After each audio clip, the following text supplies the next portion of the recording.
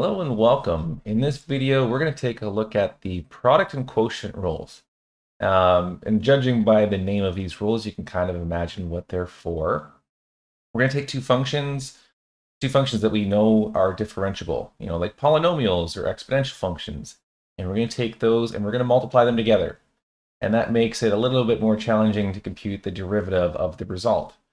And we can do the same thing with polynomials, exponential functions, roots, and things like that. We could divide them, and then let's see if we can figure out the rate of change of the quotient. So we need these two rules in order to be able to handle other operations on functions, not just addition and subtraction. The sum and difference rules are pretty obvious, but the quotient product rules, they're a little more challenging. So let's take a look and see if we can use them, and maybe we can even show where they come from. We'll start off with the product rule. Now the product rule here, we've got the derivative of function f times function g. So we're looking at the rate of change of the product is equal to f, sort of like treated like a constant, multiplied by the rate of change of g, plus g, kind of treated like a constant, multiplied by the derivative of f. So we actually have to look for the rates of change of g and f individually, and then we have to actually look at the product of fg prime and gf prime and add those together. Now maybe let's see if we can figure out what the reasoning behind this is. How would we have discovered the product rule? Well, one easy way that we can visualize a product is by looking at the area of a rectangle. I mean, that is computed by taking the product of width and length. So what if we were to treat f as like the width of a rectangle and g as the length of a rectangle? All right, now we've got a rectangle with area fg. Now, to try to get the product rule, we could try to think about how the area of the rectangle changes as we change f, the width, and g, the length. And remember that when we're taking a look at derivatives, our idea here is f of x plus h minus f of x all over h as h goes to 0. So as h goes to 0, think about this as being a very, very tiny change in both the width and length. So let's stretch this rectangle out just a little bit, both in width and length. All right, so I'm going to increase f by just a small amount and increase g by just a small amount. You can kind of imagine that this is like h. It's just a very small increment. We're just increasing by a tiny amount. Now, how do we express the overall change in the area? So not looking for the new area, but what is the change in area? How quickly is the area changing? We just want to take a look at the region shaded out here somewhere. How quickly is the area changing? You can see the shaded area. Well, that shaded area we can break into three little components. The first component you can see is really this little rectangle. It's just, we say that there's a small increase in area because of this component. And this component here has the width f, and it's actually just being increased by how much we've increased g by. So this little rectangle here, we could imagine this rectangle being with the area f times the little change in g. And also we have another little rectangle down here. And that red rectangle, well, that's got the same length as g. We're just increasing slightly in the direction of f. We can imagine that this is where we get that gf prime from. And what about this other tiny little area down here? Well, that area would be really just the small little change in f multiplied by the small little change in g. Imagine this being f prime g prime. But if they're both changing by a very, very tiny amount, it's going to be approximately equal to 0. So the overall change in area is really just taking a look at f multiplied by the change in g and adding g times the little change in f. So the rate at which the area is increasing is just going to be fg prime plus gf prime. Now that's just kind of a geometric interpretation of it. We can actually prove the product rule using just the definition of the derivative. So let's try that out. Now, even though we are hoping to try to avoid limits by using these nice rules of differentiation, we need to use limits to prove that they work. So we're going to be looking at the limit as h goes to 0 of the function evaluated at x plus h.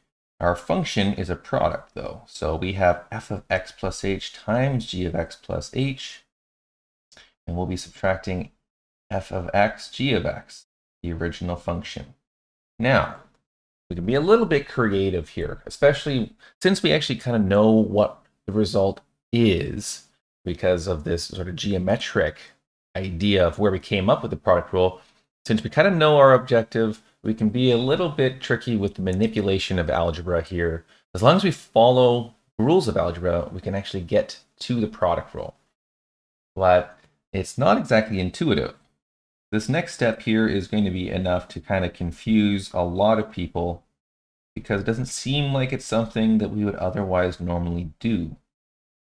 So the crazy idea here is I'm going to give myself a little bit of room. I'm going to move this term way to the back, make this into a very large fraction. And then knowing that I can always add and subtract the same quantity to the numerator without changing its value, I can use that little property here. I'm going to subtract a value, f of x plus h, g of x, and then I'm going to add that value back, f of x plus h times g of x. Now, those two terms there sum to 0. So I'm really just adding nothing to the top. But I have 4 terms to work with now, which allows me to use a technique of factoring. And I'm going to factor out an f of x plus h. And that leaves me with 2 terms that both have an f of x plus h in common. And I'm going to factor out of the last 2 terms a common factor of g of x. That leaves me with 2 terms, f of x plus h minus f of x. All right, now the whole thing is still over h, but I can then start splitting up fractions because I can always take this giant mess here of 2 things on the top and split that up into 2 separate fractions. Right, now using a property of limits, I can split up the sum of those 2 fractions into 2 separate limits.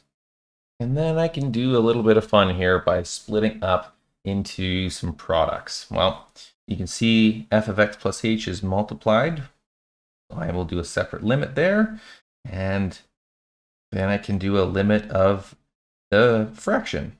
Now on the other side, g of x doesn't even have any h's in it. So it's just treated like a constant. That can come out front of the limit. And then I just need to take a limit of that rational expression. And once we've all finished with that, you can actually see where this is going to end up with. F of x plus h is just a function evaluated at x plus h. And as h goes to 0, we end up with the function evaluated at x. And this limit in the brackets is simply just the definition of g prime. And then our second term, we have gx times, and you can see the limit definition of the derivative of f. And so there we go. We've actually got the product rule proved. And none of this would really necessarily be possible without having some inspiration as to what the product rule should be. So we've got the geometric idea that helps to explain maybe why the product rule is the way it is. And the proof of the product rule, which, knowing what we're trying to prove, we have to do a little bit of this bizarre manipulation of adding 2 terms in there that both sum to 0. And then using some factoring and some cleverness with limits in order to get the result that we want. Now, we could also look at the quotient rule, which is similarly proven. So maybe we'll skip the proof, but the quotient rule is a little bit trickier in terms of how we find the derivative of a quotient of 2 functions. All right, now the quotient rule, taking the derivative of f over g is equal to g times f prime minus f times g prime over g squared. Okay, so the common error, the main reason I think why anybody sort of gets the quotient rule confused or wrong is probably because of the order in which we need to subtract on the numerator. Gf prime minus fg prime. So it's the denominator multiplied by the derivative of the numerator minus the numerator multiplied by the derivative of the denominator. It's always good to remember that bottom goes first, derivative of top, then top goes first, derivative of the bottom, and luckily the denominator is just squared when we take the derivative. Try to remember that as best you can. You can think of bottom times derivative of top minus top times derivative of bottom. I've also heard low d high minus high d low. D for derivative, low d high, high d low. Whatever you want to try to remember there, it's just important not to get the order mixed up when we're talking about subtraction. Otherwise, you get the right answer, but with a negative sign misplaced. All right, now with these two rules, we can tackle derivatives of any kind of power rules, sums and differences. We can do exponentials in there as well. And this will open up the gateway to learning derivatives of trigonometric functions next. So let's try a few examples first. Okay, let's start by looking for the derivative f prime x, where f of x equals x cubed e to the x. So you can see we've got a power and an exponential multiplied together. Those two things can't be combined to simplify, so we need to look at this as the product of two functions. So, product rule. Now remember the product rule, the derivative, if you want to use shorthand notation, fg prime is equal to f times g prime plus g times f prime. Now, the function here is already called f. You can always just go and change this notation anything you want. The derivative of uv is just equal to uv prime plus v times u prime. So really, however you want to label these things, it doesn't really matter. Just remember, first factor, second factor is fine. So the derivative, f prime x, is going to be the first factor treated like a constant, multiplied by the derivative of the second factor. I'll write that operation in just for now so we see all of the steps. Plus, and then we're going to keep the second factor and treat that like a constant, and then multiply by the derivative of the first factor, x cubed. So thinking about this sort of geometrically, we take a width of x cubed and we multiply by that, how fast we're changing the length. And then we've got the length of our rectangle multiplied by how quickly we're changing the width. It's the same idea as that geometric interpretation of the product rule. Now, these are straightforward derivatives. So you can jump to this step, x cubed e to the x plus e to the x times 3x squared. And you're going to see this a lot whenever we've got an exponential function e to the x in any kind of product, or even in quotients. You're going to see it shows up pretty much everywhere and can be factored out of your final answer. E to the x times the polynomial x cubed plus 3x squared. Okay, now let's start with a simple quotient. Let's look for the derivative dy by dx. All right, we've got the function y equals 2x to the 4 minus 1 all over e to the x plus x cubed. So the terms in the bottom can't be combined, and terms in the numerator and denominator can't be simplified because there's no common factors. So we're forced to use the quotient rule, but it's always good to check and see if there's a way to simplify. Now, it's important to remember the order of the derivative. Using Leibniz notation, dy by dx is going to be the denominator first, multiplied by the derivative of the numerator. And then we subtract. This is why the order does matter so much. Then we take the numerator and multiply by the derivative of the denominator. The entire thing is going to be over the denominator squared. So now we can use our remaining rules of derivatives, such as constant multiple, constant function, power rule, sum and difference rule, exponential rule, and finish this off. Okay, and there we go. Now, we finished the derivative, so essentially this is the derivative. Of course, it just doesn't look super pretty. Now, I'm often asked, how much do we need to simplify? And I guess the answer is kind of, it depends. So, I mean, you got the derivative now. If the question asks you to simplify, then you should continue to simplify. If you need to take a second derivative, well, then it would be just in your best interest to try to simplify this rather than taking the derivative of this function as bad as it looks currently. We can certainly make it look a little nicer by expanding and collecting terms. it really depends on if you're trying to do something with the derivative. And, well, in practical applications, you would be. We're not just going to be doing mathematics just to find derivatives. That's kind of not really purposeful in any sort of way. We take the derivative so we can find the rate of change of a function, and oftentimes we want to evaluate that rate of change at a value of x, in which case then we'd want to simplify. This question, I'm just looking at, here's the derivative. So this would be good enough, but maybe just for an exercise, see if there's anything you can simplify. If you expand this out, you might see it looks like there's going to be 6 terms, but maybe you can collect some of them together, and if you're lucky, then maybe you can do additional factoring. So let's track it out. Okay, there's not a lot of simplifying you can do, but if you collect some terms together, we can actually get 2x to the 6. We've got 8x to the 6 minus 6x to the 6, so we end up with 2x to the 6. And that's about the only thing we can do to simplify. Well, why don't we just take a look for some sort of combination of products and quotients.